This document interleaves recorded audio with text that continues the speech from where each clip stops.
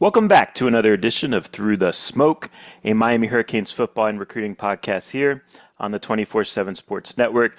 David Lake, joined as always by Gabby Urrutia. We're here now that spring's wrapped up, I feel like, honestly, our Instant Reaction Spring Game podcast did a pretty good job of kind of telling how we feel about the team from a big picture standpoint as well, just beyond the spring game. So in this podcast, Gabby, I kind of want to go recruiting centric.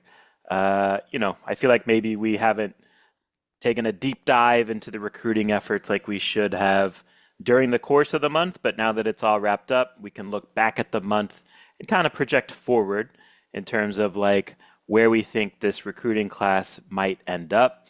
And so I asked you to make a little mock class here following the spring, and we'll go into it position by position. Should be a fun conversation. Recruiting is a huge deal in terms of the success of any program, and it's of the utmost importance for a program like Miami that's led by Mario Cristobal. All right, so before we dive into things, I want to highlight our sponsors. Of course, we have Canes Connection. That is Miami's collective. Go support those guys at canesconnection.com.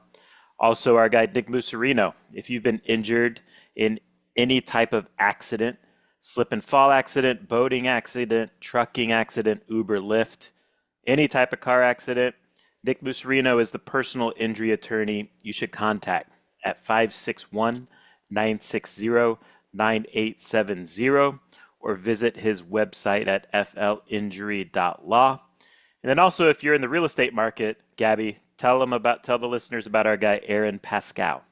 Yeah, guys, if you've been waiting for the right time to buy or invest in South Florida, this might be the right time.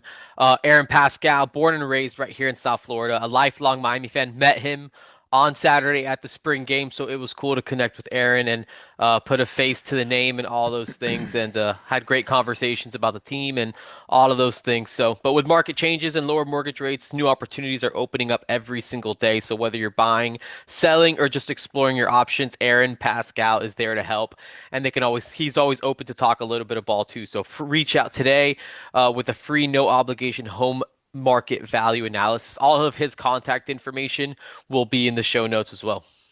All right, so before we dive into this mock class type of conversation, Gabby, I know some of the chatter coming out of the spring game, surrounding the spring game, and rightfully so, had to do with, I don't know if it was like a pre-practice injury, it's like an early practice type of injury that was sustained by Joshua Moore, who, it was unfortunate that we didn't get to see him in the spring game because I think he had a terrific spring. But he sustained some sort of lower extremity injury, had to be helped off the field. Gabby, you have an update here on the podcast on that situation. Yeah, guys, it was a little scary looking incident. It happened right in front of me as they were kind of going through starting the one-on-one portion there on Cobb Stadium.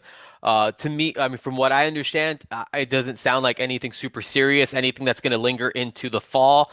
So I think the expectation at this point is that Josh Moore is probably is gonna be ready for, fall camp and all of those types of things.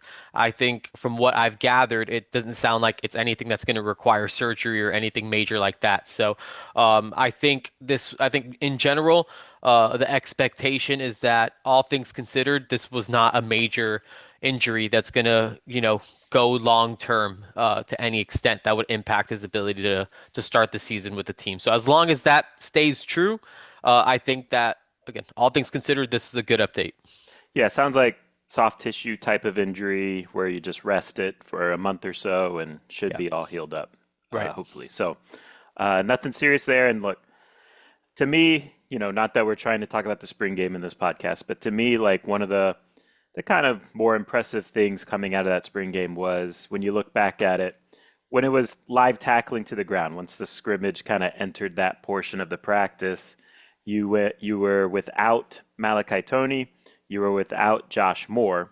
So that's two of your top three receivers, and Darian Mensah still moved the ball. And that hmm speaks to Darian Mensah's ability, also speaks to the depth that Miami has at the receiver room. So that was cool to see. Just, that's football. You got to figure it out sometimes when your best players aren't available.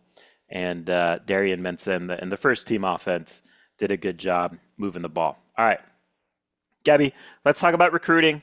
I think, by kind of sharing a fun little mock class here in late April, I think it's a good way to also just kind of recap the spring, just the vibes coming off of a critical month of spring football, which is kind of when every program can kind of drill down and get a feel and a sense for, okay, we feel good, like we feel like we can go get these guys. And I think that's certainly true of Miami's recruiting efforts this spring. I know for me, Gabby, just seeing the various players that would be watching at practice, right? The recruits that would pop in. I don't know if, I've been doing this now close to 20 years. I don't know if I've seen a consistent, um, each day where the body types are like NFL body types every single day. And you look at when you would tell me, oh, that's this guy, I'd look up his profile on 24/7 Sports and he'd be like a high level 3 star, right? And I'm not like speaking down on the rankings. I'm just saying like, okay, that is a 3 star, but he has a NFL body type. You know what I mean? And so it's just like impressive the caliber of player that Miami had rolling through all spring. Every single practice, there was an NFL body type out there, at least one, watching practice. Anyways, let's dive into your mock recruiting class. Of course, some of these are going to feature commits, and of course, we'll start at quarterback. We'll start at that position, and Miami picked up a critical commitment there in Israel Abrams, who's in that 5 star range by 24/7 Sports. They're not like anointing all 32 5 stars yet, right? So he's technically not a 5 star, but he's in that range. He's a big time ad. Gabby, I think the conversation to have here is what's your sense in terms of like, why did Miami decide to go this route? Because I think they made the right call, but the last, what, 3-ish cycles, Miami has kind of said, look, we're gonna try and find value at the high school quarterback spot. And if we have to go portal for a starter, we will go portal. Miami, of course, and spend big in that regard, right? If we're talking salary cap type stuff. Um, so I want to ask you, like, why do you feel like maybe that approach changed? You know, it looks like on the surface it changed. Do you feel like it did change, or how do you, when you assess taking a 5 star quarterback, is it a new approach? How do you view this? Yeah, I think it's just a little bit of both of, wanting to get a top tier arm into the rotation, right? You talk about just balancing and layering a roster. I think if you're going to play the value quarterback game in high school, I think it's fair to once every, if it's 3 or 4 cycles, just decide, hey, if we fall in love with a guy, we're gonna go get a guy. And I think there is some desire to develop high school quarterbacks. Like I think they believe that Luke Nickel has a chance, and Darian Coleman. I think they want to see if Israel Abrams becomes something, after a couple years in the program, and give those guys a chance to eventually compete. The transfer quarterback game is it's it's you know Expensive. it's expensive, it's risky. We've Hmm. seen the kind of at the edge of your seat type of waiting game, where whether it was Cam Ward who declared for the draft or Carson Beck after kind of thought you had a guy and then you didn't, and then Carson Beck kind of comes through, and then the Darian Mensah, which came down literally to the wire. I think kind of taking this approach, I think just gives you maybe a little bit more wiggle room to say, hey, if we take this high profile high school quarterback and we're a believer in him and he develops and he kind of becomes what we think he can be, maybe at some point down the line you can kind of start stepping away from this transfer portal, the reliance on the transfer portal to get a high caliber starter. So not saying Miami is going to step away from that approach, but I think getting a guy like Israel Abrams gives your program a chance to potentially down the line develop and find a starter at the high school ranks. I think one thing, just to the sense I have too, just to pass along, Like if we're just talking about like what quarterbacks cost, right?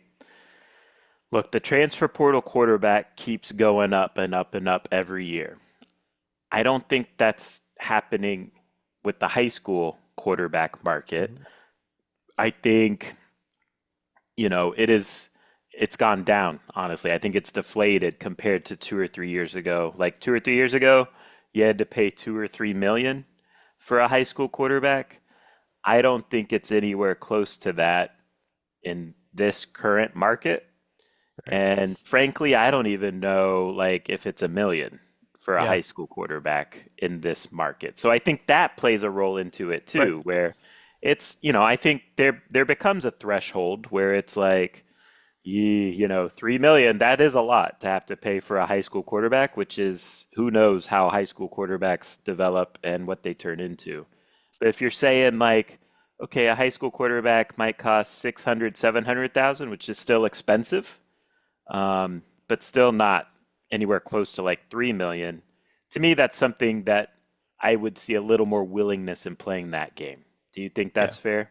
I do, and I also think just in general, I feel like they got Israel Abrams like kind of, at what they would consider a value, which I think is Correct. kind of like the track that you're on right now. Like, Yes. I don't think Israel Abrams was like this insanely expensive, multi-million dollar investment, just to kind of get him on board or just to, yeah, like, for 1 year or whatever the case is. Like, I think all the numbers worked out to the point where Israel Abrams made a lot of sense because they really liked him, and then financially too, it wasn't like a Correct. back-breaking like we have to pour all of our resources into getting this high school quarterback. So yeah, I definitely think that there's plenty of that goes into it too. Do you buy into anything like with the momentum factor of getting a top 50 quarterback? Do you think that it pays dividends for the rest of the class? I mean, I do, right? Because I think if you're, let's say, and I'm not saying Miami's recruiting to sign a top five class, like I don't like, I think they're just trying to get the best class that they can possibly get. But I think that there's definitely some juice and some momentum that come with getting a guy like Israel Abrams. I mean, look, these guys are all in the 7-on-7 circuit together, the OT sevens and all of the other things. And Israel Abrams is out there too, and people know him as one of the premier arms in this class. So I definitely think that there's some value into the momentum of it of just getting a big win and then, kind of surrounding your class around him. Like kind of, I think the kind of sense I got about when they got Israel Abrams is like you kind of feel like that you got that monkey off of your back. Like you kind of feel like that chip finally fell and now you can go build a class around your quarterback. So I definitely think that there's something to that. I don't know if that's like everything, but I think it's when you consider what this class can look like, knowing that there's a potential five-star quarterback into the mix, like I think it just elevates sort of the floor and really the ceiling of what this class could potentially be, just with another five-star in it. And my take too, last thing, and then we'll move on. My take, and I might have said this in one of the spring practice instant reaction podcasts, but my take is like, I think if you look at this roster at every position group, this is just my opinion. I think the quarterback room is one that you could really zero in on and identify where it's like, okay, they could use a little more upside, a little more juice with the younger players at that position group. And so I like that they kind of dipped into high school. Again, you don't need to do it every year, but once every few cycles, go get a guy that you really do think has the traits, because, I'm really into traits, has the traits to be a starter. I think Israel Abrams is that type of guy. I- You know, I think the quarterback room has developed year over year. Is it still where it needs to be to like you can clearly point out, hey, this guy is going to be a starter for Miami and that Miami team's going to win 10 plus games? In my opinion, I don't see that. But I do like that they went out in this class, this cycle, and got a guy who could potentially be that. And guess what? If it doesn't work out with Israel Abrams, we know Miami's track record. They're going to go to the portal and go get another talented starter in that regard. So I like it, but at the end of the day, it doesn't lock him into being a future starter or anything like that. So it'll be fun to monitor how his development goes. Let's go to running back. One name to know there, Gabby. Tell us Yeah, about him, the law firm. right. Law firm. I'm going with Bison Johnson Cook. And in this mock class, I tried to keep it to like a traditional like 25-man class. So Yeah. I think there's obviously a possibility that Miami takes two, but for the sake of this post-spring mock class, I went with just one, and that's Myson Johnson Cook. Miami, this is a guy Miami needs to get. He's announcing commitment on Saturday, so we will know where Yep. he's playing his college football soon. He's announcing on the Pat Who do you McAfee like here? show. I like Miami here, man. Okay. Um, um, I think that's a good situation. Israel Abrams committed to Miami on the Pat McAfee show. I think it's another opportunity for Miami to potentially get a big time commitment on one of the premier sports shows on television right now. Mario Cristobal jumped on after Israel Abrams' commitment. We'll see if Miami gets some good news that Saturday, if Coach Cristobal jumps on too. But look, Myson Johnson Cook has taken 3 visits to Miami since the start of March. I mean, he was in town for the first time ever in that 305 day, and was at the pool party earlier this month, and then was back on Saturday for like a quote unquote surprise visit. And so that developed pretty quickly, coming off of trips to Kentucky and Auburn, and coming just following the tea leaves, right? Like recruiting hasn't changed that much. Obviously, there's different factors, but you're following the tea leaves of this, and you have to think that Miami's in a really good spot heading into that announcement. Big time running back, probably one of the top guys just on the board, regardless of position, right? Mhm. They really want to land a premier back this cycle, and he's got some freaky traits. He's what, Gabby, 6'2", Yeah. 220-ish? Oh, he's like 235. I think he might be even pushing 240. So, Okay. and that's impressive because the verified speed markers are there. I mean, he has like a Hmm. 10.3 100 meter. He's gone 4.44 on the lasers, and this is at like from what I understand, like legitimately like 240 pounds, like potentially even a little bit heavier. Like when he reshapes his body a little bit and he kind of gets into college shape, he might be 225, but 225 with like some, that would be him leaning out a little bit and potentially adding Getting a little bit of faster. juice. Yeah, Yeah. maybe even getting faster and stronger. So, look, I think that this would be a big time addition, especially with Mark Fletcher on the way out. Like just getting another Mark Fletcher-esque type of back into the program, I think would be a win for sure. When we talk about like layering it for the future too, I think Javian Mallory, very successful spring, showed he can be that dependable north-south runner Yep. that can always get you 4 or 5 yards. And so he would be a nice complement to a guy like a Myson Johnson Cook. All right, let's go to wide receiver. Two names here that you have in the mock class. Obviously, one is commit Nick Lanier. We know pretty much what we need to know there. I guess, Gabby, I guess the conversation I have with Nick is, how much do you anticipate him exploring options during these summer months with official visits? Yeah, I think it's definitely going to be a conversation, right? And as we know, and as we saw for those following along, Miami kind of set the tone with with some attrition to the class with Zaquan Litton and Amari Stevens, two guys who again were committed to Miami but still taking visits and those types of things. And look, other Miami commits have taken visits before. Jalen Jones has taken visits, and I think Nick Lanier has communicated his desire to take visits. But I do think at some point, there's going to be conversations about what this process looks like as far as just being a Miami commit and taking other visits. Like, is Miami going to squeeze Nick Lanier? Like, I don't know exactly what that Right. specific situation is going to look like.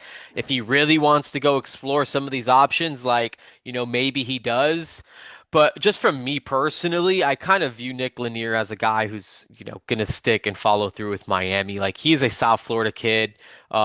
He's just, I think, just one of those types of guys that I just envision just being here and being a part of this thing moving forward. So I kind of always go back to what was it, the Cotton Bowl when he was watching the Ohio State game up in the All-American Bowl in San Antonio, and he's jumping around, running around, watching as Miami wins that game. Like I think this kid is a cane, and Texas Yeah. A&M could be a factor, but ultimately, when all the chips fall, I think that this is someone I expect to see in the class. And then your other receiver that you have in this mock class comes from the state of Texas, Trey Moore, Yeah. top 200 player in the country. Tell us about him. Yeah, look, I think the wide receiver board, if I'm being honest, is still one I'm kind of learning more about. I think Miami's still going to recruit Jaden Upshaw, who just committed to Texas A&M. Like I think they're still going to fight tooth and nail for that one all the way through December. Trey Moore, to me, David is just one of the most physically impressive wide receivers in this class. Like just looking at him, From what I understand, he was 6'4", 215 pounds on his Miami visit. He looks awesome. Like, and I'm not comparing him to this player, but just physically, the way that he's built, he has like a Jeremiah Smith-esque frame, like size wise. I think it could potentially be a smaller wide receiver class, just because they took four. Yeah. This last cycle, it seems like they feel really good about all four of those guys. Like Tyron Evans is maybe the most developmental, but Milan Paris we saw making plays in the spring game. Samari and Wingo, they feel good about. Van Spafford has a chance down the line as a slot. So even if they take two or maybe three, I think Trey Moore is just one of those guys that I would kind of just be willing to invest in. There's some heavy hitters involved in his recruitment. You got Texas, you got LSU, you got Ohio State, who's now at the table after they offered, and then Washington's in the mix too. To me, Trey Moore is just that guy. Like if I'm Miami and if I just want to solidify, I just want to get two really good receivers in this class that I know are going to contribute at the college level. Get like Nick Lanier, get Trey Moore. I would be comfortable if they called it a day right there. And then tight end. Let's go Yeah. on to tight end. You have a commit in Demarcus DeRoche. Yep. And then Jordan Karhoff, a top 247 composite player. What do we need to know about these two guys? Yeah, Karhoff is interesting. He visited Miami this spring. The program is really high on this kid, and seeing him in person, it really just checks out. David, if you have his profile, like I'm not sure what he's listed at, but from what I understand, he was like I in like remember him. yeah, he's like a He was 200. impressive looking. Yeah, he has like a 225 pound plus frame already. He's 6'4" and a half. They Hmm. love this kid. Like, Miami's involved with Jackson Dollar, the number two tight end in the country. I kind of get the read that he's Notre Dame bound. I think Jordan Karhoff has really surged up the board, and I think he's a name that I think Miami fans need to become a lot more familiar with. I think Miami's also battling Texas A&M in that one. The Aggies Yeah. are going to be a familiar foe this cycle. Probably have to write about that at some point. Um, but yes, I think Miami feels good about where they stand with Jordan Karhoff. They feel good about where they stand with Holden Nimi. He visited, I think, one of these this past couple weeks as well. He's a tight end out of Michigan. Also, another Michigan guy, Anthony Cartwright, visited, late last week, not for the spring game, but that Thursday before. And he's a name that's been on the board for quite some time. Seems like he's dealing with some leg injury. He pulled up in a boot and on a cart and all that stuff. But Jordan Karhoff right now is the one I think I have maybe the best feel on as far as this. I know Miami really likes this kid, and I think it's mutual. All right, let's transition to offensive line now. And we can have a Texas A&M conversation here too. But you got three offensive linemen listed in this, or sorry, four offensive Right. linemen listed in this mock class. Two commits, I believe. Tyler Ford, Sean Tatum, and then you also go Mark Matthews, the five-star, and Jatori Williams. Let's go. Let's start this conversation with Mark Matthews, right? Mhm. Because he's the five-star, St. Thomas Aquinas, uh, one of the top guys on Miami's board, obviously one of the top tackles in the country. It looks like this might end up being a Miami Texas A&M battle. Would you say that's fair? Would you also include any other schools in there? And how are you feeling about Miami's chances here? Yeah, maybe also include LSU into the conversation, but I do think it's Miami and Texas A&M really at the top of this thing, kind of jostling right now. And look, Texas A&M, he's fresh off of a visit there, and there's definitely some buzz around the Aggies. I think that's warranted. Texas A&M is all in this cycle, as we can kind of tell by now. They're trying to definitely shake things up, and they're putting together a really, really good recruiting class. Miami's going to have to beat the Aggies for Mark Matthews. Where I'm at with it, and just what I've gathered, like to me, I'm still on Mark Matthews to Miami for right now, and I'm pretty. I still think that Miami's a team to beat here. I still think Mark Matthews bypassing Miami would still come as a surprise to me personally. I'm certainly not ruling out Texas A&M, but I still feel like Miami's in the driver's seat for Mark Matthews. And look, I wouldn't be surprised if a decision comes relatively soon. We've always kind of talked about how I wouldn't be surprised if Mark Matthews made a decision before his official visits. I think that that's still on track from what I've been able to gather. And look, again, we'll see where the chips ultimately shake out. These five-star recruitments, they twist and they turn, and all these different types of things. We saw it with Jackson Cantwell I was last going to ask cycle, you, where it does it was. remind you of that at It all? does a little bit. It Yeah. does. I know timeline wise it does, which I've mentioned too. Like they didn't think Jackson Cantwell was going to really go through that whole OV process, and I guess he took a couple like just last minute prayers from Georgia and Oregon. But in general, I feel But like this there is has a buzz too, though, after those visits, I right, think, is kind right, of what I'm yeah. getting at. Like Oh, for sure, Georgia and yeah, Oregon. Like it was definitely definitely, felt up in the air after those yeah. visits a little bit. I would say so, yeah. And similar with Mark Matthews, there's definitely buzz on Texas A&M. So Yeah.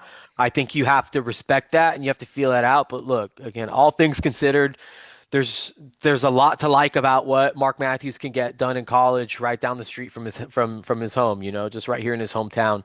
And I think that Miami's done a really good job of establishing a long-term, strong connection. I think proof's in the pudding from a developmental standpoint.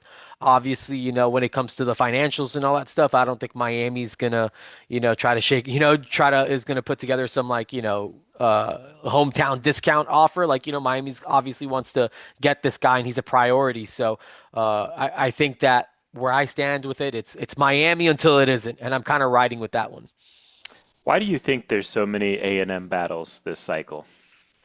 Yeah, I think A&M's all like I really feel like Texas A&M's all in, and I think just when you consider the pool that Miami's swimming in, and we talk about this, right? Like the Miami's is trying to be in that top tier of guys that from a talent acquisition standpoint, like Miami's in it with a lot of elite tier prospects, and think about the guys that Miami's battling Texas A&M for. It's the number one offensive lineman in the country. Jaden Upshaw is a composite top 100 receiver, might be just a consensus top 100 wide receiver. Jordan Carhoff, I mean, you look at him. I mean, that's one of the best looking tight end prospects you'll find this cycle. Nick Lanier's the number three wide receiver, a future 5-star. Miami likes Jaquan Snell, the number one safety in the country. So I think it's a testament to Texas A&M and what they're trying to do and what they're trying to recruit this cycle. And then I think it tells you about where Miami is too. Like Miami's trying to get the top caliber prospects that they could possibly get.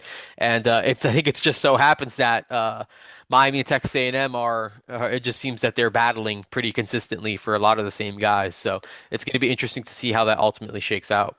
When this happens, and this might be getting in the weeds, but I think it's interesting. When this happens where two programs are battling for so many guys, do you think there's any element of like a cat and mouse game in terms of like bidding the other team up so that you to a point where they're uncomfortable and then, or bidding a team up just to make sure they have to pay a lot because Right. really we want this guy. Right. I think that there's definitely an element to that.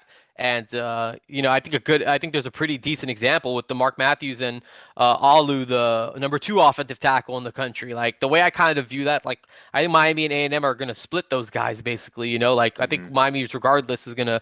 I think Miami could if Mark Matthews decides that he wants to go to Texas A&M, I think Miami might get Alu. And if Alu goes to A&M, like, or if Miami gets Mark Matthews, like Alu might go to Texas A&M. Like, I think that there's a part of that too of just like seeing who kind of blinks first.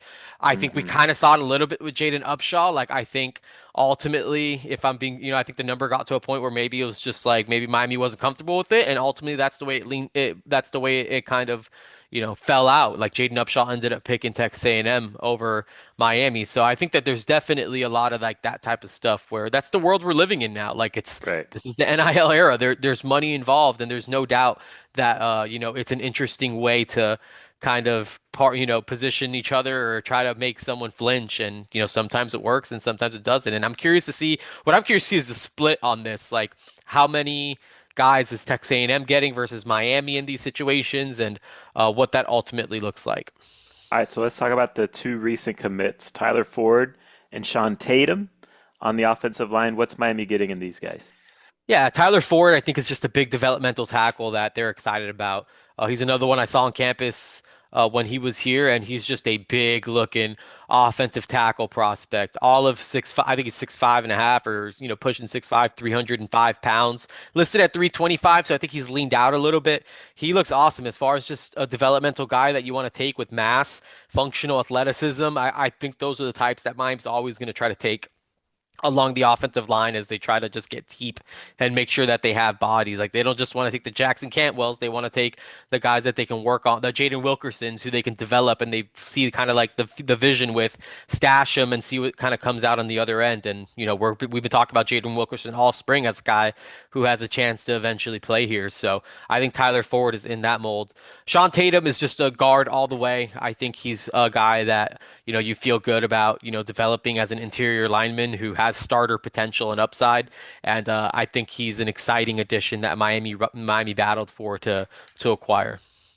And then Jatori Williams is another guy you have in this mock class. He is a top 100 player in the country according to 24/7 Sports. Massive interior offensive lineman, 6'5", 320, out of Phoenix City, Alabama. Yeah, big boy. He's someone that Miami has ID'd as one of the guys they kind of need to have along the interior. I think there's, who's in there? Florida State, Auburn. I think Kentucky's in the mix. Georgia to an extent, but I think that I think Miami's in a really good spot coming out of their visit, especially. I think Miami's in a good spot. Watching out for Kentucky and I think Florida State as well. But I think that this is someone that Miami ultimately, if they continue to just press for him, I think they might be ultimately tough to beat here. All right, let's flip it to the defensive line. You have, I believe, 7 defensive linemen hmm listed here. Let's start just with the commit, Josh Johnson out of Key West, Florida. What does Miami like about Josh? Yeah, he's just a big guy. He's another 6'4.5". I think he's already pushing 240 something pounds, or 260 something pounds. He's just a big body that I think that they are just believing in the upside and the vision as someone who's going to come in, do all the right things, work hard, and just again, just try to see what it looks like in a couple years. I don't think they're expecting an early impact here, but they're a believer in what they've seen. He's a multi-sport guy. I think he does a little bit of everything for Key West. So I think it's just one of those guys that they're just believing their eval, they're trusting their eyes, and they're bringing him in. All right, and then star power. You got Yeah, DJ Jacobs, #1 player in the country, defensive end. He spurned Miami, right before the Cotton Bowl. yep. Miami thought they had him. They did have him, and then recruiting surprise. That's why recruiting's interesting to follow. Kind of in the 11th hour, he commits to Ohio State. So tell me why you have him in Miami's mock. Yeah, I think Miami's still pressing all the right buttons there. Him and his family were down for multiple days in the spring, capped off by that pool party. And I get the sense that this is still Miami and Ohio State at the top. And, he's not particular. I guess he kind of is because he visited Miami, but, I think he's still keeping an open mind to the Hurricanes.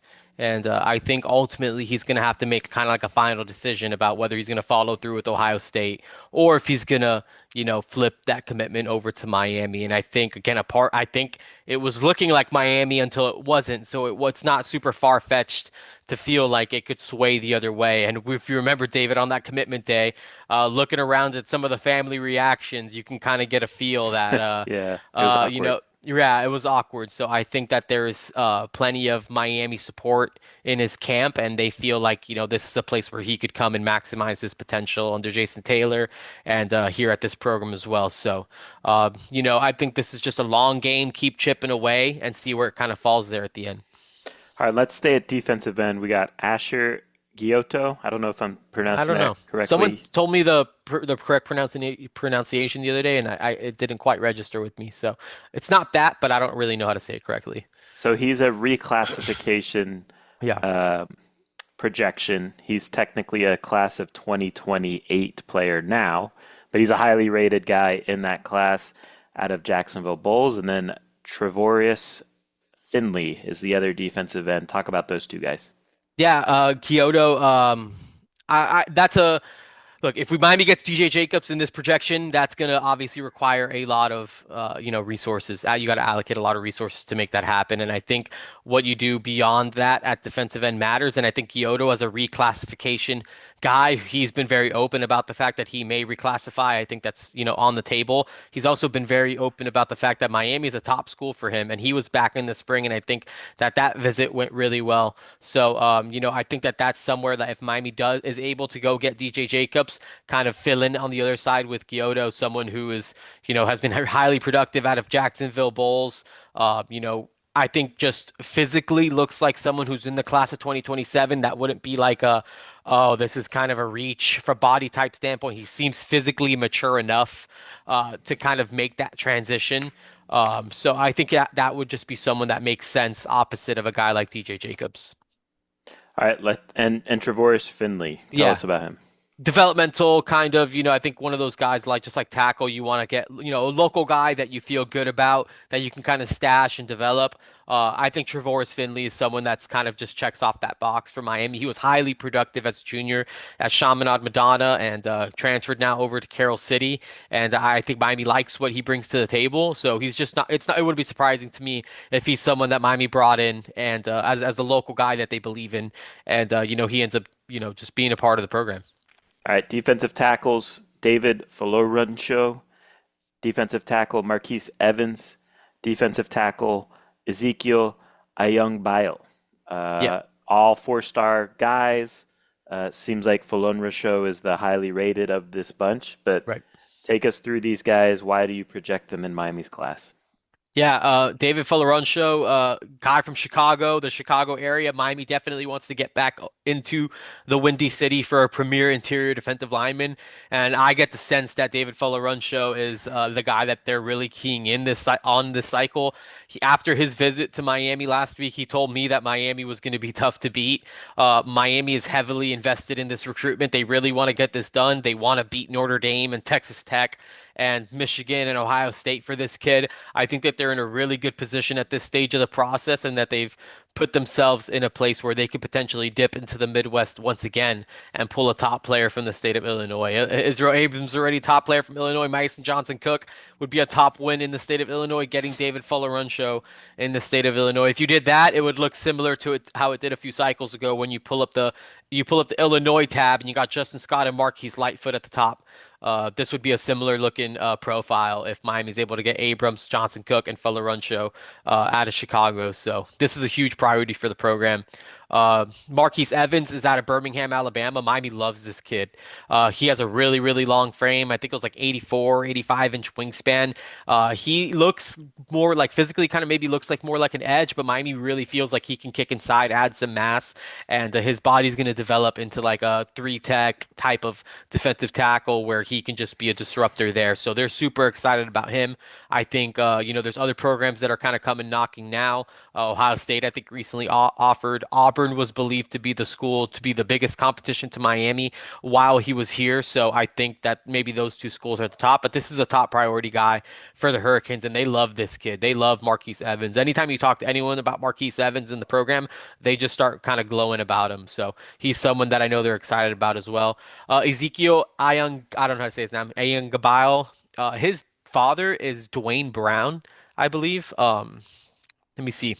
He was the offensive lineman from Virginia Tech who he was drafted by Houston. He was a five-time Pro Bowler in 16 seasons across the NFL. So he has NFL bloodlines. With just Dwayne Brown being his father and all that stuff. So I think that that's something that's intriguing about him. He's a top interior defensive lineman out of Houston, Texas, and Miami had him on campus for a few days during that pool party weekend, and they love this kid again. And the buzz coming out of that visit was this was someone that Miami could definitely see adding to this class. So I think all three of those guys would be nice wins along the interior for the program.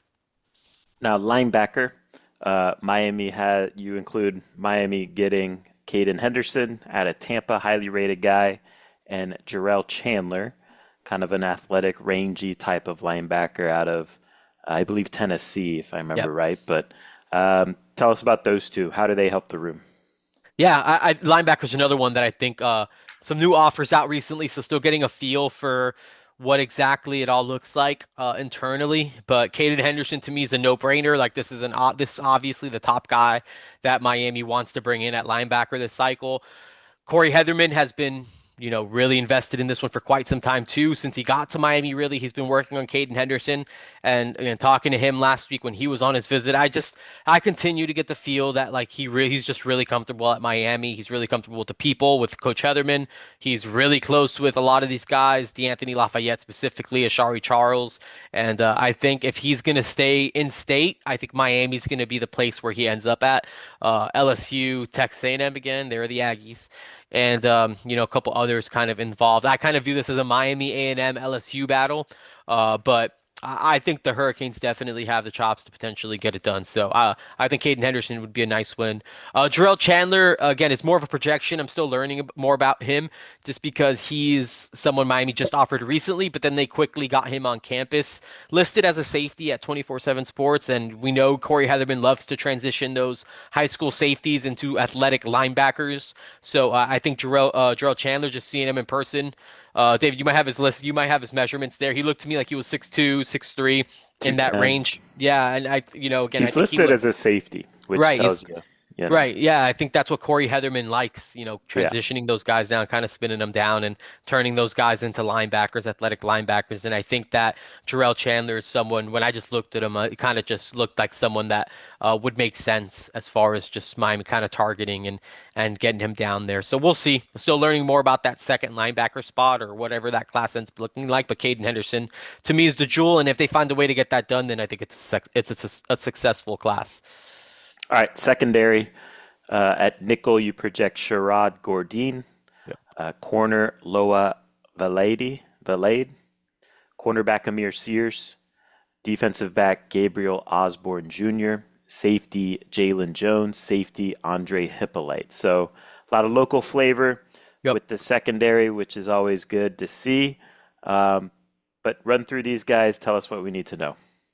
Yeah, Sherrod Gordine, the nickel that's already committed to Miami. The cornerbacks, again, this is one that I think that this is very much a work in progress. There's a lot of different potential outcomes with cornerback.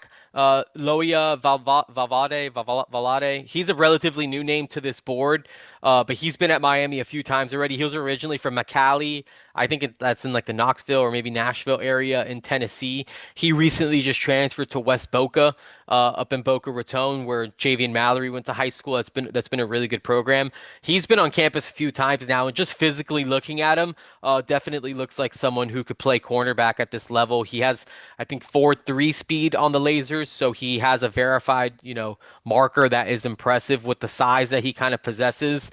He would make sense to me as a now local guy that Miami just targets and ends up pursuing, and just the vibe I kind of get is Miami likes this kid. Amir Sears, that's similar to Asher Giotto, reclass kid, would immediately become the prize jewel of this 2027 class as far as just making sure you get that done. There's a lot of two-way chatter with Amir Sears. Maybe that's possible. Zach Blostein, who's wrote about Amir Sears a couple weeks ago, said that if he reclassified Texas A&M, who's really involved with Amir Sears now, may not be able to sign him, just because that's just not the way maybe their budget or their plan had kind of fallen. So I think A&M would be more of a factor if he stayed in that 2028 recruiting class. But if he does move up, which again I think is really very much on the table, I think Miami would be really tough to beat. So that would to me would be a home run hit, like a grand slam, because he is a freak athlete. He is someone that's very capable of making the transition from high school to college a year early. And again, he would be a premier prospect, even if he reclassified to the class of 2027. So that would be a big addition. Jalen Jones, I think he's sorting through Notre Dame and Texas. But look, I think he has a very pro Miami circle around him, and I think ultimately he's going to stick with Miami. Andre Hippolyte is a local out of North Miami Beach, who again the program's been very high on. I think they really want to get that done, and he's someone that ultimately, just considering everything about him, he doesn't travel a lot. He hasn't done a lot of these different types of things. I think staying local and being in Miami is probably the best bet for him. Just projecting where his mind might be and where he may end up. I think he's already seen Miami. He saw Miami 3 times this spring. I think he only took one other visit, and that was to Florida. So I think the Hurricanes are in a really good spot. And then did you touch on Osborne? Gabe Osborne, yeah, this would be just like a national win in the secondary. He's someone I think listed as a cornerback. I think Miami views him as more of a safety, but this kid is just a freak athlete. You see the high school stuff. I think he broke his high school's long jump record. Um, and then just what he does on the field, on the football field too. Like this is one of those kids that you got to find a way to get this caliber of athlete if you're going to get a national name in the secondary.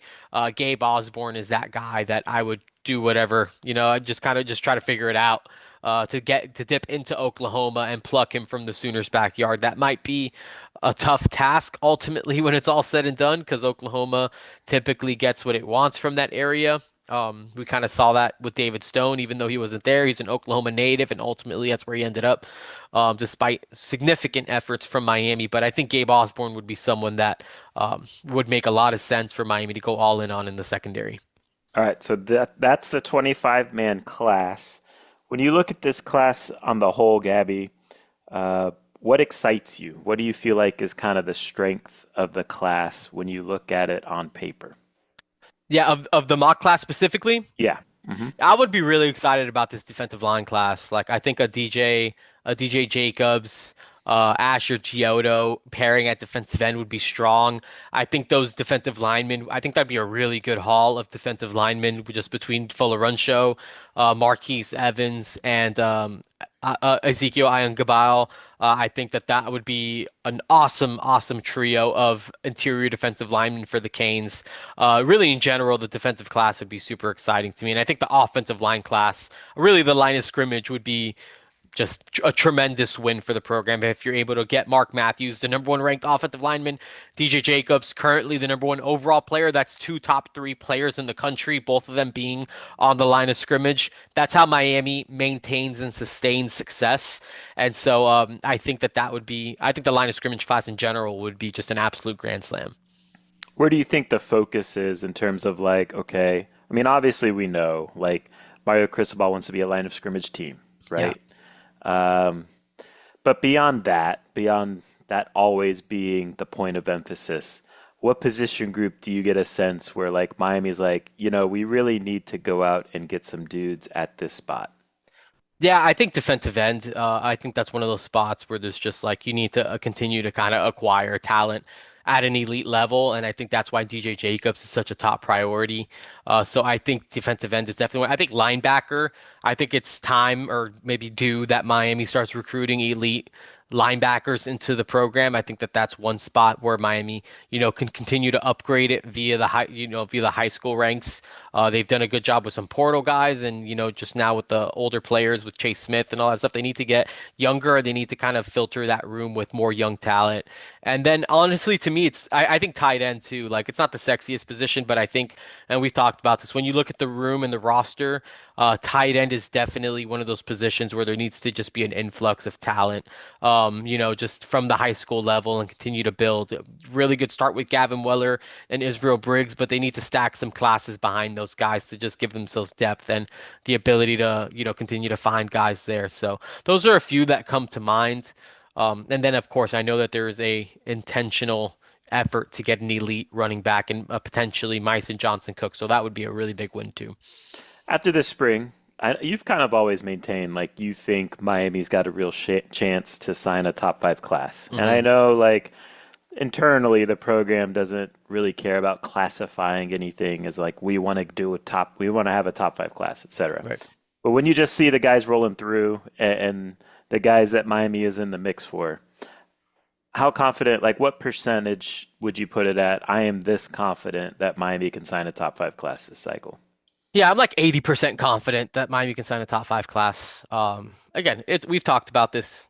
It's math, right? Miami, Yeah. if let's say the rankings are always fluid and they will change, but Miami has two guys already that are Yeah. in the like not like borderline that they're in 5-star range, like in the meat of it with Israel Abrams and Nick Lanier.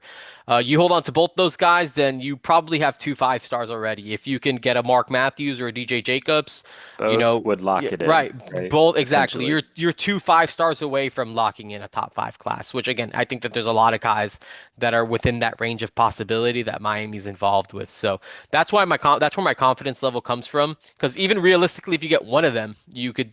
you're probably in really good position to still even Hmm. sign a top five class. So I think this is a cycle that Miami kind of gets back into that top five range. Obviously, a lot still needs to happen, but I'd be more surprised if they didn't at this point, just considering the success that they've had and where they're at right now.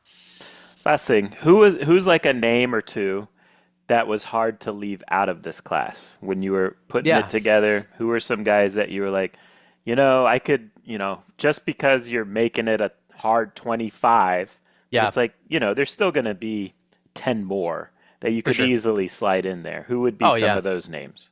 Yeah, for sure. I think just like a second running back in general, just one of those guys, like if it's a Ty Keys or if it's Tyson Robinson, like that's something I tossed around. A third wide receiver, like if it's a Jackson Coleman or if it's just one of those types of guys, if a Julius Jones potentially or Aiden Johnson, maybe one of those developmental we're gonna watch him as a senior type of guys, like a Jaden St. Fort out of Palm Beach Benjamin, who, if I was trying to really shoot my shot as a guy that maybe they like later on down the cycle, which really is impossible to project, Senior season right? type of Senior thing. season evals and those types of things. On the back end, it's tough to, you got like a Dante Wright or a Nash Johnson.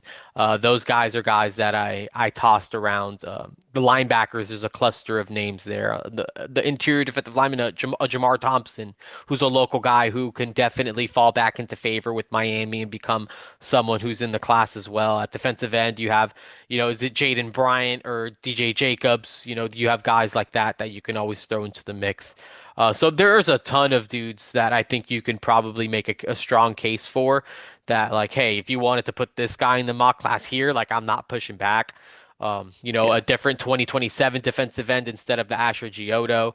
Again, there's a bunch of possibilities and a bunch of ways that you can kind of toy with this that all check out. So this is just shooting our shot and just trying to Hmm. pin this thing down as closely as we can. Last thing, just big picture recruiting operation standpoint. This is what, year five of Mario, right? Um, is this, and not that it wasn't in the past, but do you feel like this is kind of the most buttoned up that the recruiting operation has been now that they're settled in year five, have proof of concept and success to sell? Um, it just seems like it's hitting another level here this offseason. Do you think that's fair to say? I definitely do. Yeah. I think. You know, I just think it's one of those things where it's just like no name is too far-fetched. Like no name is like unattainable. Like everyone's in play really. Like I think it's up to Miami to kind of decide where they want to go with it. And we've talked about like pressures on Miami too to identify and go after the right guys. But yeah, it definitely feels just like everyone is coming through here. Like the list of guys that were coming in consistently. Usually it would be like the Saturdays are loaded, the Tuesdays and Thursdays are always like iffy. Like now it's like Tuesdays and Thursdays could potentially be more loaded than Saturdays because they're just trying to fit guys in wherever they can because so many guys are trying to get down here and they're just involved with so many of these different people. So I think it's good too. And also that just tells to the depth of their evaluation process. Because people will message me like, oh, like this kid's coming. And I'm just like, oh, I don't know if this guy's going to end up here. They're like, oh, so why is he coming to visit? And it's just like, they just do such a thorough job of the evaluation process where like they want to get eyes and information on all of these guys, which is why they bring them in to visit. They get their height, weight, speed, all their measurements. They get to sit down with them and see how they're wired. And beyond just the tape, they're evaluating the players and the people and who these guys are. And I think that's part of the reason why Miami's been so successful is because they do that and they invest in, they take time in doing that. They're not just like nitpicking who they want to bring into campus. It's like get all these guys here and then we'll sort it out from there after we meet them and get to know them a little bit more. So I definitely feel like they're hitting their stride. I think the mutual interest is at an all-time high where Yeah. it's not like Miami's chasing kids. It's like these kids also want to see and understand and learn more about Miami too. And so I think that that's probably the biggest thing I've noticed about this transition to this recruiting cycle. All right, recruiting never stops. Gabby's the man. He's all over this 24/7. Summer's official visit season's right around the corner, so it's going to get cranked up here even more. And go subscribe to Inside the U. Go VIP today and support the work we do. Support our sponsors as well. Those guys are very generous with how they support the show. and it means a lot to us if you guys support them. And we'll get out of here on that note. Miami Hurricanes football and recruiting is definitely hitting a next level. And until next time, take care.